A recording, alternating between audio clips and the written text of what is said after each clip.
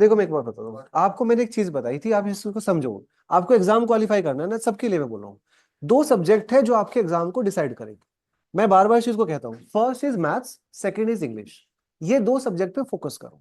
बाकी all subject जो आप पढ़ना चाहते हो, चाहे करंट पढ़ो चाहे कुछ भी पढ़ो, एक पीडीएफ, मतलब सर करा रहे हैं, ऑब्वियसली करा रहे हैं ना सर तो। लेकिन ऐसा होता है कि इनकी लिमिट्स नहीं है कुछ भी। मैं करंट्स के लिए आपको 10,000 क्वेश्चन दे सकता हूँ इन्हीं पिछले 6 मंथ्स के, लेकिन उससे फर्क क्या पड़ेगा? कोई लिमिट नहीं है इन चीजों की। उसको एक पर्टिकुलर, मैंने आपको बुक भी बताई थी, बुक उठाओ और पढ़ लो उसको।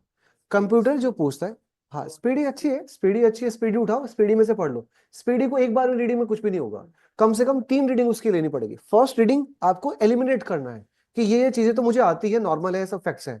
सेकंड में उसमें सब नहीं करना, सब नहीं करने की तरफ जाना, सब कर भी नहीं पाओगे जिंदगी में कभी भी। फर्स्ट रीडिंग में आपको बस थोड़ी थोड़ी चीजें करनी है कि मेरे काम की क्या क्या चीजें हैं, ये कैसे पता चलता है मेरे काम की है कि नहीं है। जब आप पीवाई क्यू पढ़ते हो ना, प्रीवियस ईयर क्वेश्चंस, तब आपको सेंस पता चलते है कि किस लेवल का क्वेश्चन पूछा जाता है। पीवाई क्यू पढ़ो, अपने भी पढ़ो और यूजी वाले भी पढ़ो, उसको पढ़ लो ढंग से, आपको सेंस पता चल जाएगी कि इस लेवल का करंट अफेयर है पूछता है। वैसे एनटीए वाले ना थोड़े से बेवकूफ है, मतलब ये सही बात है। वो पेपर बनाते हैं, उनको पता ही नहीं कि किस लेवल के क्वेश्चन देने चाहिए। वो उनका भरोसा नहीं किया जा सकता, इस बात में मैं कहता हूं पहले। लेकिन फिर भी आप ये पैटर्न फाइंड आउट करना है, तो आप पीवाई क्यू पढ़ो, आपको एक सेंस पता चल जाती है ये, क्योंकि आपने कॉम्पिटिशन एग्जाम नहीं दिए। हर एक करंट अफेयर आपके काम का नहीं है। डीपर अंडरस्टैंडिंग के जो करंट अफेयर होते हैं ना, वो सिविल सर्विसेज के लिए होते हैं, क्योंकि वो बुक आपके लिए थोड़ी ना बनी है, वो तो सबके लिए बनी है। जनरल बुक्स है वो, इवन यूपीएससी करने वाले भी पढ़ते हैं उसको। उनके लिए तो बहुत छोटा सा कंटेंट है वो करंट अफेयर, लेकिन फिर भी उसको भी पढ़ते हैं। बीपीएससी देने वाले पढ़ते हैं उसको, पीसीएस देने वाले पढ़ते हैं उसको, वो एसएससी वाले पढ़ते हैं, सब पढ़ते हैं उसको। आपने उसमें से ये निकालना है एक्सट्रैक्ट करके कि मेरे काम का क्या क्या चीजें हैं, जैसे क्या क्या चीजें आती है। नोबेल प्राइजेस बहुत नॉर्मली पूछ लेते हैं। स्पोर्ट्स से आपके पास क्वेश्चन आते हैं, स्पोर्ट्स में किस तरह का, जैसे आपके पास टेनिस की टूर्नामेंट्स होती है बहुत सारी, ठीक है, कौन कब जीता, ठीक है। आपके पास जो है, जैसे गोल्डन बूट बहुत नॉर्मल सा पूछ लिया, सबको पता होना चाहिए गोल्डन बूट। थॉमस डेविस भी फिर भी डिपर हो गए, किस रिलेशन, क्या पूछेगा, Thomas Cup is related to which sports. ये नहीं पूछेगा थॉमस कप जीता कौन है। दोनों समझे, क्वेश्चन तो थॉमस कप का ही है, but understanding of the question is different. आपको थॉमस कप किससे रिलेटेड है, this is a general question. But कौन जीता last addition, this is a deeper question. तो आपसे कौन जीतेगा नहीं पूछेगा, आपसे पूछेगा ओलंपिक्स में करो, ओलंपिक्स करो, कॉमनवेल्थ करो, दोनों चीजों के इंपॉर्टेंट चीजें जहां इंडिया से रिलेटेड हो आपके पास। बहुत चीजें ऐसी तो, लेकिन इंडिया से रिलेटेड कॉमनवेल्थ में क्या हुआ, कौन कौन इंपॉर्टेंट नाम थे, जो जैसे मतलब क्या पूछेगा वो पूछेगा वेट लिफ्टर्स में नाम पूछ लेगा आपको किसी का। This person belongs to which category of sports, कौन से स्पोर्ट्स से बिलोंग करता है। फॉर सपोज आपसे बोल दिया कोई वेट लिफ्टर नाम, कोई कोई मीरा भाई चानू, और मेरे को नाम दिया सुशीला भी करके थी, बट बहुत सारे थे ऐसे। और क्या करेगा सब, अगर इसमें जाना है, पैरालंपिक्स में से जिन लोगों को गोल्ड मिला हुआ है, सारे नहीं, जिनको गोल्ड मिला है और जैसे बहुत फेमस हो गए। जैसे एक लड़की थी, मैं नाम भूल रहा हूँ उसका, हाँ, शीतल नहीं, अरे शूटर थी वो, हाँ उसको, शीतल, वो तो शीतल, हाँ वो तो शीतल है, वो तो शीतल कुमारी है। एक और लड़की थी जिसको शायद लास्ट में कॉमनवेल्थ में मिले 3, उसको मिले थे ना, 2-3 गोल्ड मिले थे उसको। मैं नाम बोला उसको, छोटी सी हाइट की लड़की है वो, पैरालंपिक्स में थी वो भी। बेसिकली इस तरह के फाइट्स, मतलब मेरे को तो काम नहीं है ना उससे, इस तरह के फैक्ट्स जो इंपॉर्टेंट होते हैं, जो सबको पता होना चाहिए, वो ये जानना चाहते हैं। वो कोई आपसे ये थोड़ी ना जानना चाह रहे कि आपने कितना मनु डीप पढ़ भाकर रखा है। सर। मनु भाकर। हाँ, मनु भाकर। क्या नाम बोल सर रहे हो? लड़की का नाम मनु भाकर है। मनु भाकर तो यार वैसे थी, वो थी जनरल कैटेगरी थी वो तो ना। मैं तो पैरालंपिक्स में बोल रहा था, पैरालंपिक्स में अलग डिफरेंट था। मनु भाकर वाज, वो तो नॉर्मल उसमें था। हाँ, हाँ। ये पढ़ो, अब देखो क्या चीज, इसमें भी देखो चीजें। आपसे ये नहीं पूछेगा कि कितने मीटर पिस्टल में वो करे थे, उसके 3 कैटेगरी में आए ना उसके, ठीक है। आपसे सिर्फ इतना पूछ लेगा कौन से स्पोर्ट्स से रिलेटेड है। आपसे ये नहीं पूछेगा कि मीराबाई चानू किस वेट लिफ्टिंग कैटेगरी में वो करती है, या फिर कोई भी, मतलब जो भी ये बॉक्सर्स होते हैं, किस वेट लिफ्टिंग कैटेगरी में या फिर किस वेट कैटेगरी में फॉल करते हैं। आपसे बस ये पूछेगा कि किस स्पोर्ट से बिलोंग करते हैं। तो हल्का सा उसको करो। मेरा कहने का सारा कुछ, इसका मेन जिस्ट ये है कि जो सब्जेक्ट आप खुद से थोड़ा एम्फेसाइज करके कम टाइम में पढ़ सकते हो ना, उसको उतना ही टाइम दो।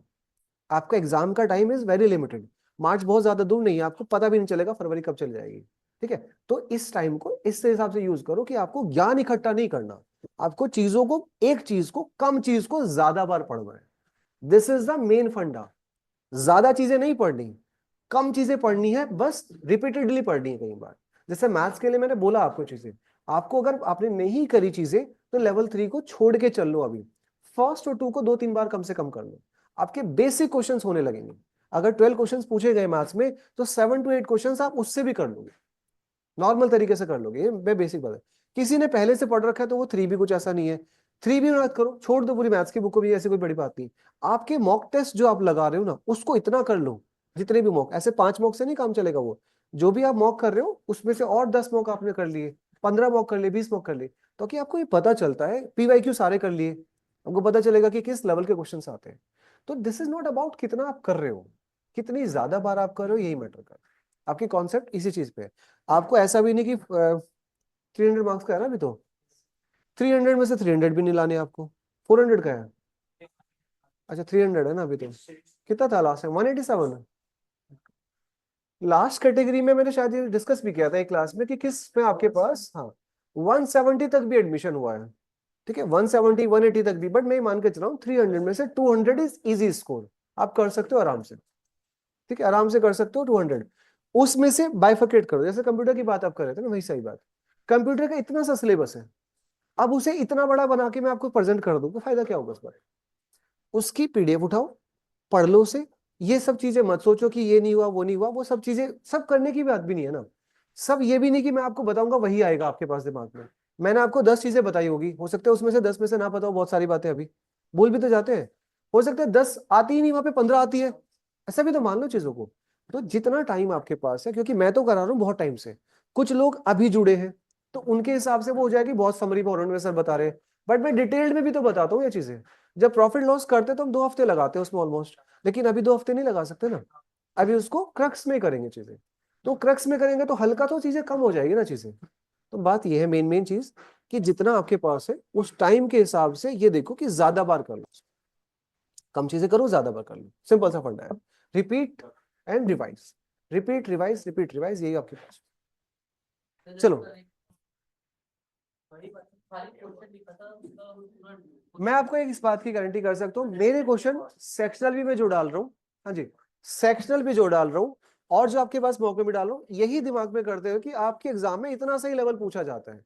उसी चीज को मैं उसको बहुत ज्यादा ऐसे डीपर में नहीं जा रहा डालने के लिए। मेरे पास भी क्वेश्चन 1000 पड़े परसेंटेज के, बट हमें नहीं जाना ना वहां चीजें, और बहुत डिफिकल्ट डिफिकल्ट क्वेश्चन पड़े हैं। हमें वो देखना है जो आपके एग्जाम में आता है और जो आप डुएबल है। एग्जाम में हो सकता है डिफिकल्ट भी आ जाए, 23 के क्वेश्चन मैंने बोले ना डिफिकल्ट है। ठीक है, जब 2023 का पेपर देखोगे वो आप सारे नहीं कर पाओगे। क्यों? क्योंकि बहुत टाइम से तो मैथ्स पढ़ा ही नहीं ना, 2 महीने में थोड़ी ना हो जाएगा जो चीज 6 महीने की है। तो मैं ये बोल रहा हूँ कि जो चीजें आप नॉर्मली कर सकते हो वो करो, छोड़ दो उसको। सबको मिलते हैं उसके मार्क्स, चाहे आप करो ना करो सबको मिलेंगे। वो कैंसिल हो जाता है बेसिकली, या तो सबको मार्क्स मिल जाते हैं।